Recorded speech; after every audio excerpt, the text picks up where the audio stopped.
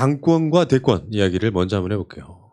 지금 당권 나가겠다는 분들, 당권만 나가겠다는 분들과 대권도 나가고 당권도 나가겠다는 분과의 어떤 분위기인데, 물론 이거 우리는 이제 이걸 뭐 과열시키려고 이런 방송을 만드는 건 아니고 그냥 평론가들한테 이야기를 한번 들어보고 싶어서 제가 이 주제를 다시 한번 가져와 봤습니다. 자, 이낙연 전 총리께서 당 운영 경험을 해야 된다는 일단 그 의제에 동의하십니까? 저는 안 했으면 좋겠다 주의였었죠. 어제 새날에서 적중률 100% 새날 레알메타 여론조사라는 걸 했어요. 근데 그걸 지웠어요 제가. 이유가 뭔지 아세요? 몰라요. 좌표가 찍혔어. 아, 왜곡된 거잖아요. 그렇지. 그때부터 딴 애들이 거기 투표를 가서 오면. 투표해라라고 좌표가 찍힌 걸 보고 아 왜곡됐구나. 그래서 이거는 어떻게 보면 특정 주자를 위한 어떤 작업들이 이루어지고 있다는 걸 제가 느껴서 좀 애매하긴 한데 잘하셨네. 예. 어떤 그러니까 네거티브한 쪽 말고요 포지티브한 쪽으로 이야기를 한번 해보자고요. 일단 송수영 생각 어때요? 그냥 두 가지식으로 시작하자. 어떻게 해야 돼? 가장 이상적인 모습은 대권과 당권이 분리돼야 마땅한 거죠. 이제 공정한 그 선거의 관리를 대표가 하는 것이 가장 이상적이죠. 그렇기 때문에 누군가가 지금 이 시점에서 대표를 한다 그러면 솔직히 나중에 또 대권에 나오려면 대표를 또 뽑아야 되는 사태도 벌어진단 말이에요. 그러니까 일단은 그야말로 기초를 갖다 닦는다는 그런 마음으로 그렇게 준비를 하는 것이 가장 이상적인데, 그런데 또 대권에 나서는 사람의 입장에서는요, 특히나 당내에 내 사람이 없다라고 생각을 하면 할수록 이제 뭔가 대표를 하면서 다양한 그런 스킨십들을 해서 자기 사람들과 또 최소한의 연대, 뭐 네트워크 이런 것들을 좀 만들어야 된다는 그런 절박감에 시달리게 되고, 그리고 전반적으로 당 대표를 경험해 보지 않은 사람이 대권 후보로 나선 경우가 없어요. 그러니까 그런 경험치 때문에 이제 이런 일들이 이제 벌어지는 거죠. 그러니까 이낙연 그 의원이 지금 당 대표를 해보고 싶은 것은 대권 가도로 가기 위해서 그 전에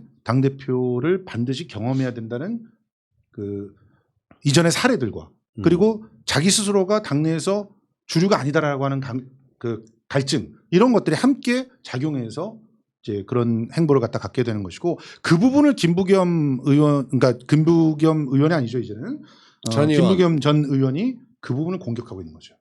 그래서 이제 명분에 있어서의 우위를 점하려고 이런 주장들을 하고 있다. 전략으로서 훌륭하죠 어떻게 보면. 네. 그럼요. 저 개인적으로는 그 왜 추대 분위기가 있었잖아요. 그러니까 국회의장 같은 경우도 경선하자 그랬는데 나눠서 앞뒤에 하지 뭐 이렇게 정리가 됐고, 그다음에 원내대표를 뽑을 때도 당연히 두 번째 결선 투표까지 갈 줄 알았는데 첫 번째 그냥 딱 끝이 나버렸어요.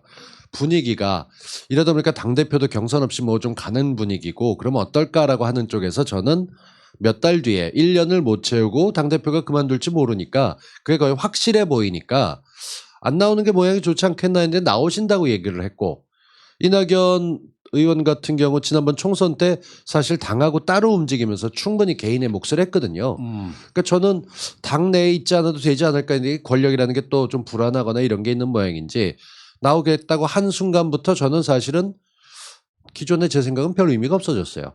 그러니까 저는 이게 축제가 되길 바라는 거고, 그치. 이낙연 의원은 이낙연 의원대로 본인이 생각해서 당도 이끌다 대선 가보고 싶다. 저 개인적으로는 그거 안 해도 대선 가는데 지장 없다고 보지만 본인이 그렇게 판단했던 존중하는 것이고, 그리고 김부겸 의원 같은 경우는 대구에서 총선 때 대선 출마하겠다 선언을 했어요. 그 옆에서 주호영까지도 같이 나도 출마할래 뭐 이런 식으로 나왔었는데 지금 떨어지시고 나서 당권에 도전하겠다. 뭔가 당을 위해서 봉사하고 싶은 마음에서 있을 수 있고, 충분히 자기가 지금 현직 의원이 아니기 때문에 이 180 거대 여당의 당 의원이 아닌 사람이 원내대표를 아닌 당대표를 하는 거, 이것도 좀 괜찮은 모양이 될 수 있겠다 싶어서 저는 그것도 괜찮다 보고, 사실 여기서 작지만 의미 있는 게 홍영표 전 원내대표 하던 사람이 지금 당대표에 나온다고 했고 우원식 전 원내대표도 역시 마찬가지로 당대표를 하겠다고 나왔어요. 그러니까 인재풀들이 나와서 다 같이 달리다 보면 이게 성향이 나오거든요. 취향이. 선택할 수 있는 게 많은 거죠. 그래서 저는 예. 괜찮다 싶은 느낌이 들어요. 그러니까 어쨌든 요게, 예, 지금 그 우리 구독자 여러분들도 아주 날카로우세요. 그러니까 보니까 이분들이 노무현 대통령이 당대표를 안 하고 대통령이 되지 않았느냐. 그러니까 가능하지 않느냐 당대표를 안 했어도. 맞습니다. 맞아요. 그 케이스가 거의 유일할 거예요. 그만큼 그 대선 가도로 가는데 당대표를 안 한다라고 하는 거는 또 어떤 부담이냐면 그래서 노무현 대통령께서 당내에 지지 세력이 없어서 고생 많이 하지 않으셨냐. 아니, 심지어는 후보가 되고 난 다음에 후단협하면서 예. 쫓아내야 된다는 얘기 얼마나 나왔어요. 그런 얘기가 나온 것이 바로 그 때문 아니냐. 이런 얘기가 바로 그 밑에 올라왔거든요. 다 알고 계시는 거야. 그러니까 정치사를 다들 꿰고 있어. 그래서 그 안에서 지금 현재 이낙연 지사의 입장에서는 이낙연 저 의원의 입장에서는 당대표를 해야 된다는 어떤 강박관념에 시달릴 수밖에 없다는 네. 사실을 이렇게 명확하게 이렇게 말을 해주고 있는 거예요. 저는 현 상황을 다른 방식으로 분석을 한번 해볼게요. 하나는 되게 많은 사람들은 이낙연이 당대표든 대권 후보가 될 거라고 생각하는 거예요. 사실상 이 대세론 속에서. 그러니까 이왕 그렇게 될 것 안에서 지지고 볶고 하는 게 싫다. 그냥 이낙연 해. 이 분위기가 분명히 있을 거고요. 당권이든 대선이든. 두 번째는 김부겸 의원에 대해서 마음에 안 드는 거예요. 물론 이제 우리가 대구에가 선전했다라고 하는 그 박수 쳐주는 측면도 있지만 특히 그 김혜영이라든지 김부겸이라든지 하는 분들이 조국 장관 관련한 검찰의 난에 있어서의 그 이 뭔가 어정쩡했던 스탠스 때문에 앙금이 좀 남아 있는 거예요. 그러니까 만약에 김부겸 당대표가 되면은 뭔가 상당히 뭐 보수화될 것 같은 느낌, 뭔가 이런 느낌들이 있기 때문에 대항마조차도 좀 마뜩치가 않고 실제로 뭐 홍영표가 했으면 좋겠다, 뭐 우원식이 했으면 좋겠다 이렇게 여러 가지 얘기가 있긴 하지만 사실 현재 상태로 보면 우원식이나 홍영표는 사실상 거의 가능성이 없어 보이고 이슈, 그래요? 이슈 만들어서 오는 데는 그래도 김부겸이 뭔가 이렇게 그림을 만드는 데는 상당 부분 일조를 하고 있는 거죠. 이왕 할 거면 뭔가 이렇게 이 네거티브하지 않은 쪽에서 전 했으면 좋겠다고 생각이 드는데 이제 국민들 입장에서는 어떤 선거라도 논란이 없이 끌어갈 수는 없어요. 어쩌다 보면 계속 지지고 볶는다고. 그래도 이번 선거는 지난번 당대표 할 때보다 훨씬 더 편하게 볼 수 있지 않을까 그런 생각을 해요. 저희 지난번에 그 3명의 후보가 나왔었을 때 그때는 마음도 빨리 편하게 정했고 정말 싸움에 끼어들지 않으려고 무던 노력을 했었다면 이번 같은 경우는 이제 새롭게 전당대회 준비 회의부터 시작이 되고 있으니까 아직 2달 남았고 조금 더 천천히 지켜봐도 되지 않을까 싶어요. 근데 지금 뭐 제가 뭐 우려를 먼저 말씀드려서 그럴 수 있을지 모르지만 김부겸, 이낙연 이렇게 그 좁혀지고 있는 분위기처럼 우리 푸른나무님이 보고 계시는 것 같아서 또 있어? 둘 다 주류가 아니에요. 또 있냐고. 홍영표 그렇죠. 얘기하고 싶은 그러니까 거죠. 오히려 주류에서 나올 수 있는 사람이 우원식, 홍영표 이쪽 사람이란 말이죠.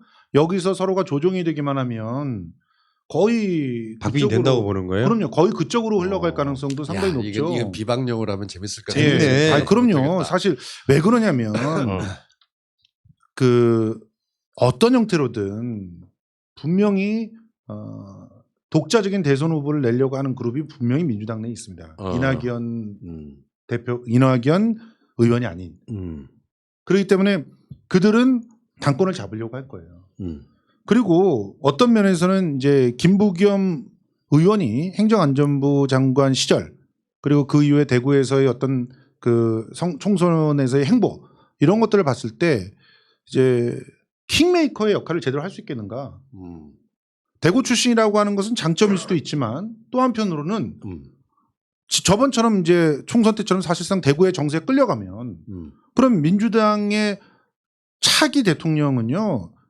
자 보세요. 헌법이 바뀌어야 됩니다. 헌법 바뀌고 바꿔야 될 게 얼마나 많습니까? 지금 국민들은 21대 국회에 180석을 갖다 몰아준 이유는 딱 하나예요. 이제 제대로 좀 사람 사는 세상을 좀 만들어내라는 거거든요. 그걸 위해 사전 정치 작업을 갖다 의회 권력을 통해서 하라는 거예요. 그런데 그 의회 권력들을 주도해 나가면서 킹메이커를 할 수 있는 그런 리더십과 강단과 또 컨텐츠가 있는가. 이 부분에서 김부겸 그 전 의원이 정말 대답을 해야 될 겁니다. 그걸 의심쩍어 하는 사람들이 꽤 많다는 사실을 아프게 기억하셔야 돼요. 아니, 김부겸은 뭐 제가 알고 있기로는 리더십이라든지 통솔하는 능력, 대장 능력 이런 거는 있어요. 문제는 나는 이낙연이라고 보는데요. 이낙연 총리는 당대표 경험을 쌓는 것보다 난 개인적으로 하나 제가 추천하고 싶은 게 있어요. 뭔가요? 차라리 그 시간대에 어떤 특혜 받는다는 느낌으로 7개월짜리 당대표 하는 것보다 더 추천하고 싶은 게 개혁적 이미지를 만드는 거예요. 그러니까 안정감 분명히 있죠. 예. 안정감 있고 뭔가 그 뭐랄까 이렇게 어른 이미지가 좀 있죠. 더 나아질 것 같지는 않다고 할지라도 현상 유지하는 데는 최고의 능력이 있다고 저는 생각해요. 근데 사람들은 그런 심리 아니겠어요? 문재인 대통령이 지나고 나면은 안정되길 바랄까요? 저는 그렇게 생각하지 전혀 않고, 그렇지 않죠. 이낙연 총리가 조금 더 진보적이고 조금 더 개혁적 이미지를 다른 방식으로 싸울 수 있다고 생각해요. 그럼요. 근데 그 연습이랄까 이 과정들이 훨씬 더 저한테는 대권으로 가는 데 있어서 훨씬 더 좋은 이미지가 되는데 나중에 말이에요. 대선을 만약에 갔다고 칩시다. 경선 간다고 쳐봐요. 그러면 대학로로 떠오르는 사람들이 뻔히 보이잖아. 이낙연에다가 대권 가는 사람들이. 근데 그 중에서 아마 개혁적 이미지는 가장 떨어질지도 몰라. 왜 그러냐면 호남 출신이라서 그래요. 호남 출신이 마치 천형처럼 발목을 잡혀 있는 게 있어요. 그것은 중도를 얻을 수 없다. 너무나 그 인적 구성에서 그 사실 떨어지기 때문에 지금 충청도보다도 못하잖아요. 지지 기반이. 물론 이걸 지역구도로 설명하는 것들이 굉장히 낡은 그런 거라고 얘기할 수도 있지만 현실은 아니 TK나 이쪽에서 그 사람 나오면은 막말로 그냥 될 사람 밀어주자라고 하는 그런 분위기들이 만들어지면서 대동단결해 버리는 그런 모습들이 너무 보이는데 그런 상황에서 그 호남 출신으로서는 어떻게든 중도를 잡아야 된다라고 하는 그런 강박관념이 자꾸 내돌리고 그리고 또 사실은 작세들이 준동하면서 그런 마음을 더 자극하기가 쉽거든요. 그런 입장에서 더 개혁적으로 가기가 어려운 거예요. 더 개혁적으로 하면 전라도니까 그래. 쟤네도 원래 저렇게 빨갱이였어. 이런 식으로 막 몰아붙인단 말이에요. 그래서 이낙연 총리가 더 조심한다고? 조심할 수밖에 없어요. 근데 그게 참 딜레마인 거야. 그런 조심을 하면 할수록 사실은 새로운 시대에 맞는 지도자가 아니지 않느냐라는 그런 의구심이 들고 근데 그런 조심을 안 하게 되면 안 하면 또 더더군다나 그 역공이 들어오는 이런 상황. 그러니까 대선을 만들어가는 과정은 네. 자기 단점을 보완하는 과정이기도 해요. 맞습니다. 예. 나 사실 개혁적이에요. 라고 말할 수 있으려면 뭔가 이렇게 소위 말하면 업적이라는 게 생겨야 되는 거잖아요. 그런 관점이 훨씬 낫고 특히나 180석의 당대표가 되면요. 현상 유지하기 바빠요. 제가 봤을 때는 그렇기 때문에 개혁적 이미지 쌓는 경험도 좀 중요할 거라고 일단 봐요. 그럼요. 그런 게 있고 아까 홍영표 의원 이야기했어요. 근데 실제로 나는 지금 이낙연 전 총리가 가장 친문의 주류라고 보거든요. 솔직히 말해요. 그렇죠. 현재 자체가 그렇게 생각 안 하는 거죠, 제가. 예. 저는 그렇게 생각하지 않아요. 그러니까 아마 지금 민주당의 177석 정도 되는 국회의원들이 만약에 당대표 경선에 누구를 꼽는다고 하면 그게 일반 국민들 여론조사를 벗어나기 힘들다고 봐요. 그러니까 거의 뭐 대세론에 가까울 정도로 압도적으로 대권주로 가고 있는 사람이 홍영표는 원래 친문이었으니까 이낙연한테 해볼만 할 거야라고 생각하는 건 저는 전혀 동의하지 않습니다. 여론과 비슷하게 간다고. 그렇지 않겠습니까? 각자 각각의 흠이 있는 그러니까 이낙연은 안정적이긴 한데 그게 역으로 보면 역동적이거나 개혁적이진 못하다. 그리고 홍영표 같은 경우는 20대 전반기 국회에서 너무 많이 내줘서 이 개혁적으로 좀 밀고 갈 수 있을까 하는 이미지도 있고 그런가 하면 김부경은 그 조국 장관 셀프 인터뷰라고 폄하하는 행사를 진행하려 했을 때 그걸 왜 민주당에 나서서 해주냐라는 식으로 눈치 없는 얘기를 좀 하다 보니까 그리고 행정안전부 장관하고 그만두고 내려왔을 때 사실 이렇다 할 업적보다는 자기 스스로 가장 기억에 많이 남는 건 문재인 대통령이 날 놔주시면 내가 가서 정치를 할 수 있고 당대표를 할 수 있는데 라는 얘기했었던 게 악몽처럼 좀 남아있기도 하고 그렇죠.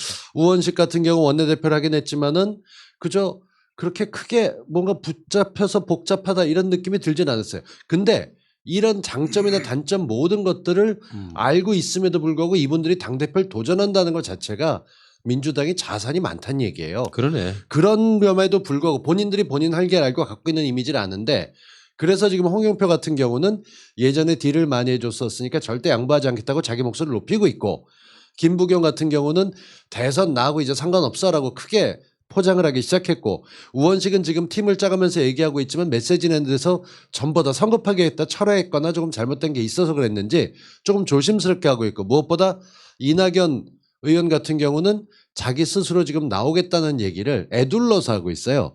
지금까지 보도에 나온 게 맞다고 볼 수 있다 뭐 이런 식으로. 왜냐하면 국민들이 코로나19로 국난이 지금 계속 나가고 있고 무엇보다 몇 번 대답을 잘 못해서 논란이 있던 게 있으니까 그때부터 벌써 검증 과정이 나가는데 그래서 저는 이게 전보다는 각각의 캐릭터가 완벽한 캐릭터가 싸웠던 그 DC 코믹스의 슈퍼맨, 원더우먼, 배트맨 이쪽보다 조금 어딘가 상처가 있거나 조금 단점이 확실하게 보이지만 더 괜찮은 마블 캐릭터들이 재밌었던 것처럼 민주당에 있는 사람들이 단점들을 감추지 않고 있어요. 그래서 저는 이 당대표 선거가 이해찬 이후에 누가 맡을까도 사실 그 그림도 중요하거든요.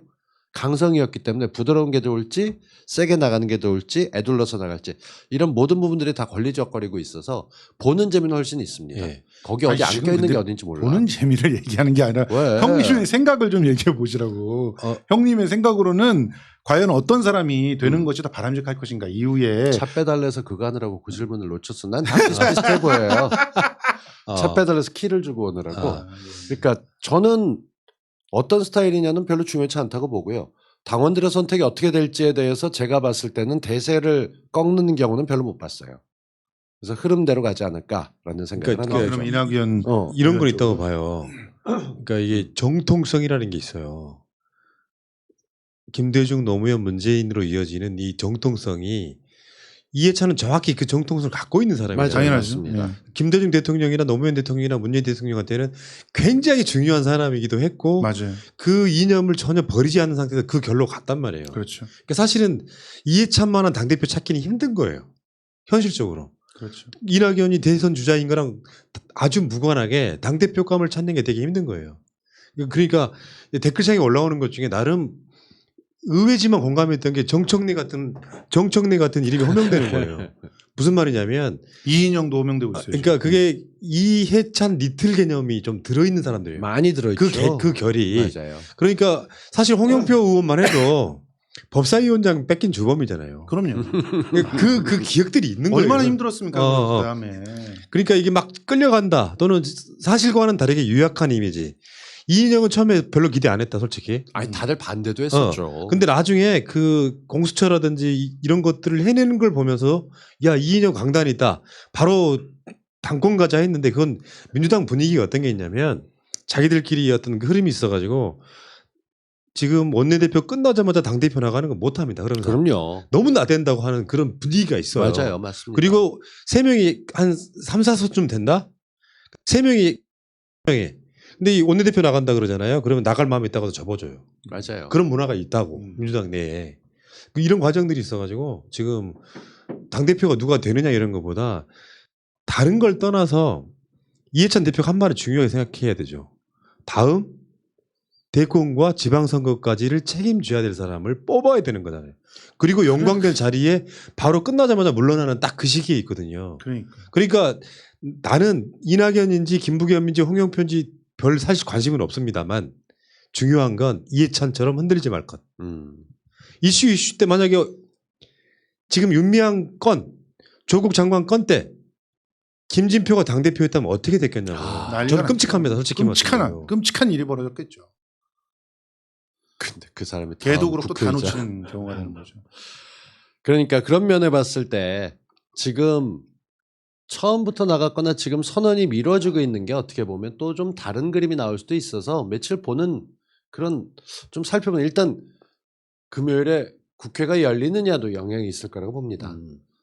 그러면 어떻게 밀고 나갈지가 보이기 때문에 저는 민주당이 지금 패를 너무 많이 갖고 있어서 어떻게 돌려야 될지 잘 모르는 분위기가 될 수 있어요. 하나 확실한 거는 미래에 대해서 단언하는 사람은 없습니다. 이거 어떻게 들으실지 모르겠는데 유은혜 교육부총리가 들었을 때 8개월, 7개월짜리라고 그랬어요. 박영선 장관 들었을 때도 얼마 안 된다고 그랬었고. 근데 그들이 지금은 모두 다 자기 자리를 내려놓고 장관으로서 최선을 다하고 있습니다. 예상과 다르게 나갔고 김현미 장관 같은 경우는 후임까지 나왔었어요. 어떻게 보면 기분 나빠서 안 한다 할 수도 있지만 여전히 그러고 남아있는 것들 저는 분명히 무언가 시기적으로 내리는 것도 있기 때문에 나쁘지 않다 생각하면서 이 당대표 선거는 요번만큼은 좀 벌써부터 끼어들어서 난장판 만들려는 애들이 있지만 예. 그 애들 좀 밀쳐내고 찬찬히 살펴보면서 당원분들이 고민 많이 하시고 이게 서로 뭔가 하나 확실하게 버려야 되는 거다라고 하지 말고 당을 위해 뭐가 제일 도움이 될까 보시면 결론 나오지 않을까요? 그러니까 누구라고 말을 하고 싶은데 못하겠다. 의원 관련해서 이해찬 대표가 중심 잡는 거 보면서 깜짝 놀란 게요. 여론은 어떻게 가냐면은 지금 현재 민주당 내에서는 더 이상 윤미향 의원에 대한 이야기가 안 나오고 있잖아요. 당연하죠. 그게 이제 리더십인데 그렇죠. 야 기자회견하는 거 보니까 어느 정도 소명됐잖아. 그럼 이제 검찰 조사를 기다리면 되는 거잖아.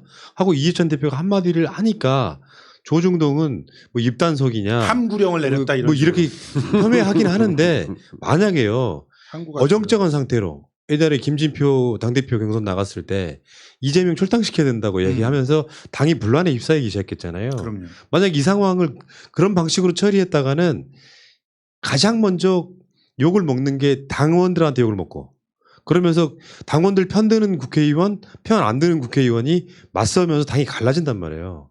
180석이면 뭐합니까? 나중에 반으로 쪼개지면 아무 의미 없거든요. 그렇죠. 내부 분란 싸움하다가 꼴사나운 모습 보이다가 선거 대피하고 정권 내주는 거예요. 맞습니다. 그러니까 어용 소리를 듣건 무슨 뭐 딸랑이 소리를 듣건 방향은 개혁이고요.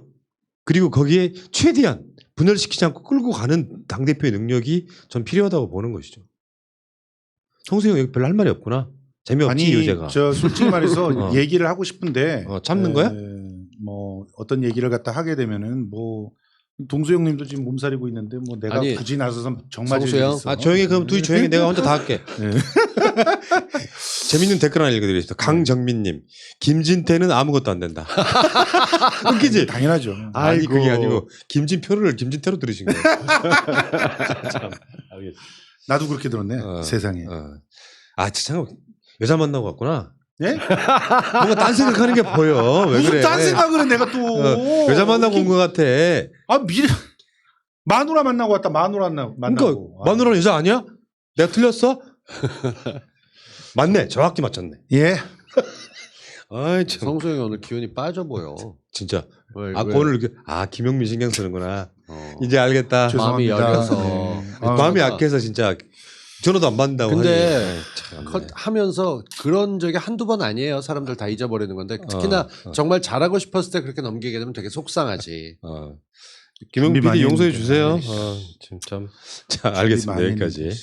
어쨌든 당권과 대권 이걸 즐겁게 봐야지. 한쪽에 목숨 걸고 상대방 비토하는 방식으로는 절대 안 된다. 즐겁게 봅시다.